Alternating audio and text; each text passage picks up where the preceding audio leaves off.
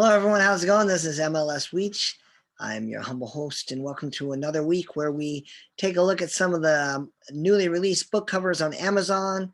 I like to talk about what I think makes them work from a design perspective, and then I also like to talk about maybe how they could get better, and then I let you vote on your favorite in the link down below. Speaking of things that are down below, I want to humbly ask that you click the like and subscribe button, little bell notification. Really appreciate it. And it really helps get more people voting and more people talking about book covers and just celebrating good books, good art, and having a little bit of fun along the way. First thing we want to do is we want to talk about the winner from week 3 of May. And that winner is A Hag Rises from the Abyss. Now, this is a very simplistic cover. It's not doing a whole lot, but the depth created by the way they did the text with the couch and the shadows is really, really awesome. It's super, super simplistic, but it works. It's effective, and I really want to congratulate the designer and Douglas Lumsden for producing a fantastic book cover. So that book's going to join the rest in the book cover of the month for the month of May, and we'll announce the last winner for the month of May in the next video. And what we're going to do now is talk about the first covers we're looking at for the month of June. And the first one of those we're going to talk about is Undaunted by Jack Coleraine.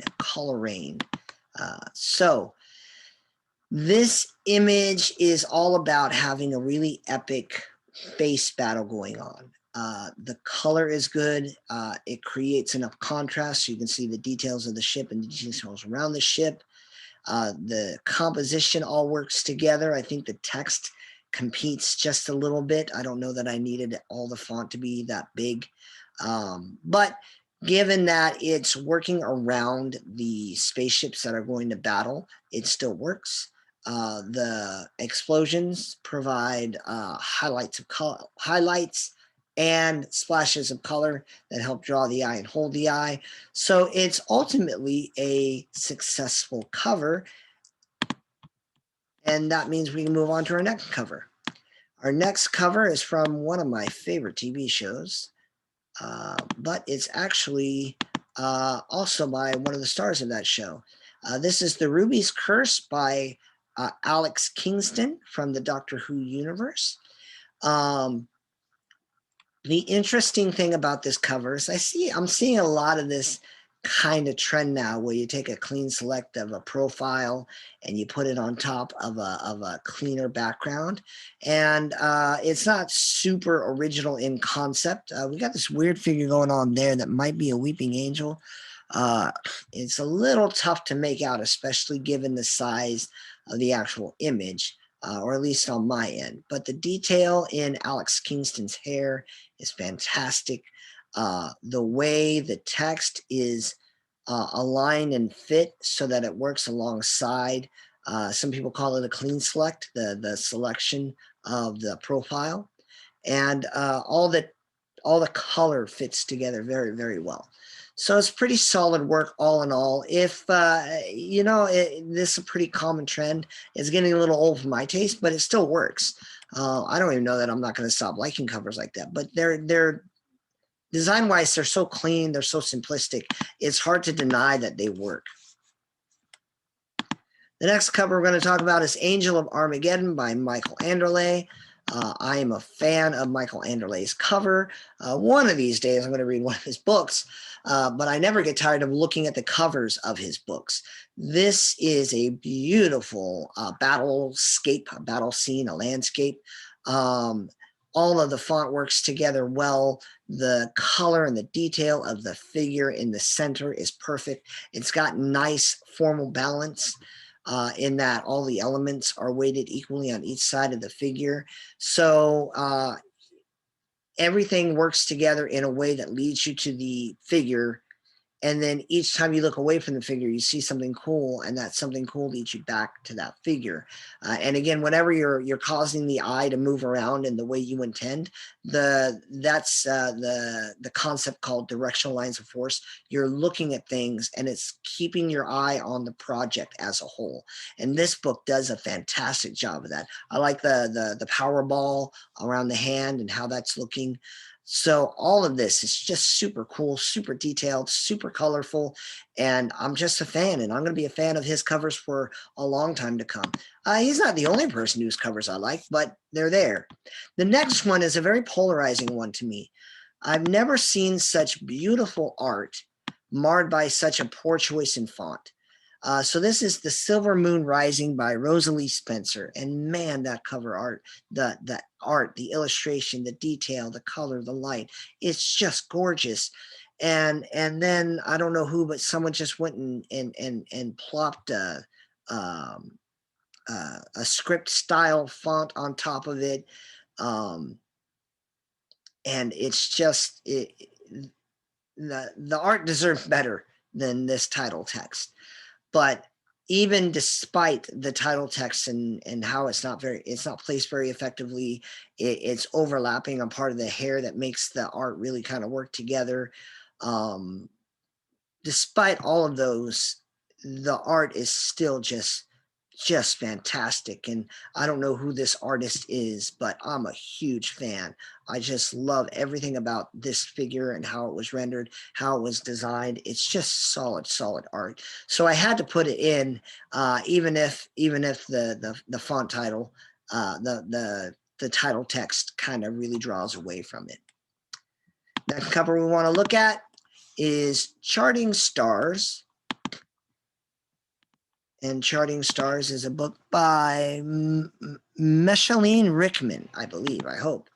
I'm not going to be the best with names, and this one can get a little tough. But Charting Stars, this cover is clever and fun. It's all about line art.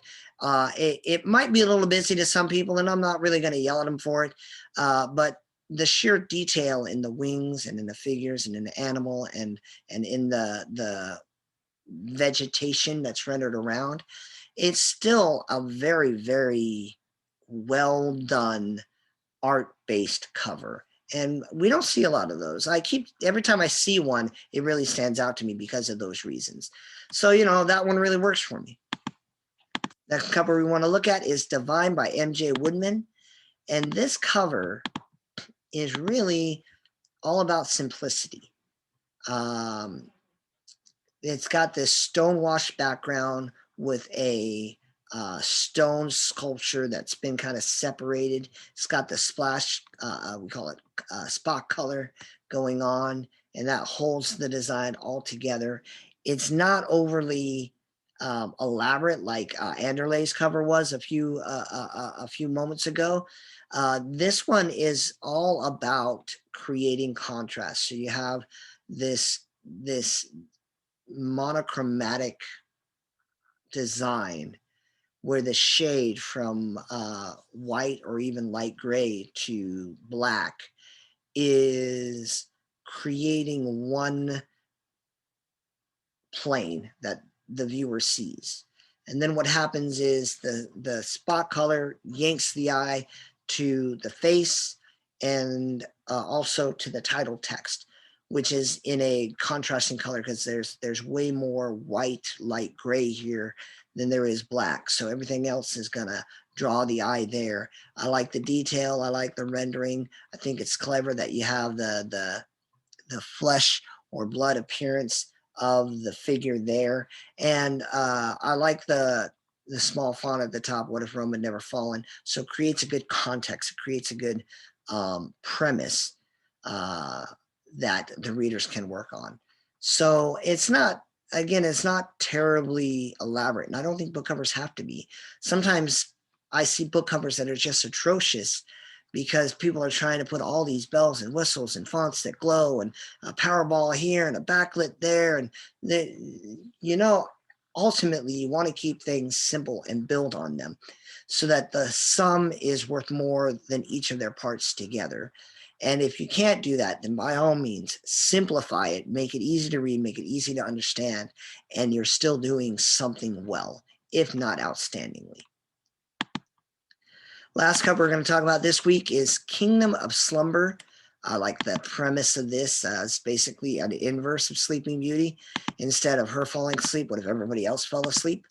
So this Kingdom of Slumber cover is from a book by Deborah Grace White.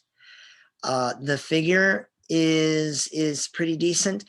These kinds of covers don't normally catch my attention because what happened is you had a model shot in a studio overlaid on a designed illustrated landscape. Those don't really feel great to me personally, because it feels like you're mixing medias, and it's always noticeable to me.